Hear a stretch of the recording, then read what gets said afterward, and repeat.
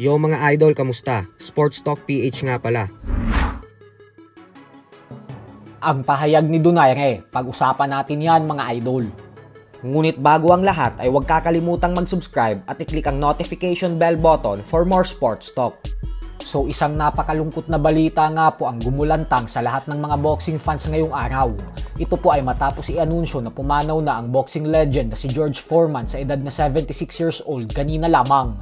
Kinumpirma po mismo ito ng pamilya ni Foreman, pero kasalukuyan pa pong inaalam ang dahilan ng pagkawala nito.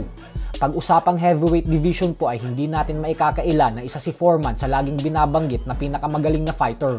At walang duda naman na karapat-dapat talagang banggitin ang pangalan niya pag-usapang GOAT ng heavyweight. Ito po ay dahil sa 3 dekada niyang pagboboxing magmula noong 1967 hanggang 1997 ay nakapagtala ito ng record na 76 wins with 68 knockouts at 5 talo lamang. Bukod dyan ay nakasungkit din siya ng Olympic gold medal noong 1968. At syempre ang pinakamatinding record niya na hanggang ngayon ay hindi pa nababasag ay nang magawa niyang maging pinakamatandang heavyweight world champion sa buong kasaysayan ng heavyweight division nang talunin niya ang 26 anyos na world champion na si Michael Moorer via knockout sa edad na 46 years old. Noong taong 2002 naman ay isinama siya ng The Ring Magazine sa top 25 greatest fighter of all time. Habang ang The International Boxing Research Organization naman ay hinirang si Foreman bilang pang-8 pinakamagaling na heavyweight fighter sa kasaysayan. Kaya naman hindi talaga matatawaran ang mga naiambag ni George Foreman sa sports ng boxing. Sa kabilang banda naman mga idol ay bagamat nga po magtatatlong taon na ang nakakalipas, magmula ng huling beses lumaban ang Pinoy boxing legend former 4 Division World Champion Nonito Donaire Jr.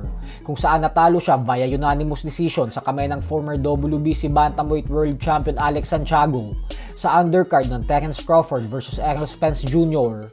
ay sinabi nga po ni Donaire sa kanyang latest interview na hindi pa siya magre-retiro sa pagboboxing. Paliwanag ni Donaire na hindi pa daw siya tapos sa boxing at nahanda pa din daw siyang lumaban. Porsigido pa din po ang The Filipino Flash na lumaban sa pinakamataas na level ng boxing. Sa kasalukuyan po ay may edad ng 43 years old si Donaire at may record na 48 wins with 28 knockouts at 8 talo. Nanggagaling po sa 2 magkakasunod na talo ang ating pambato.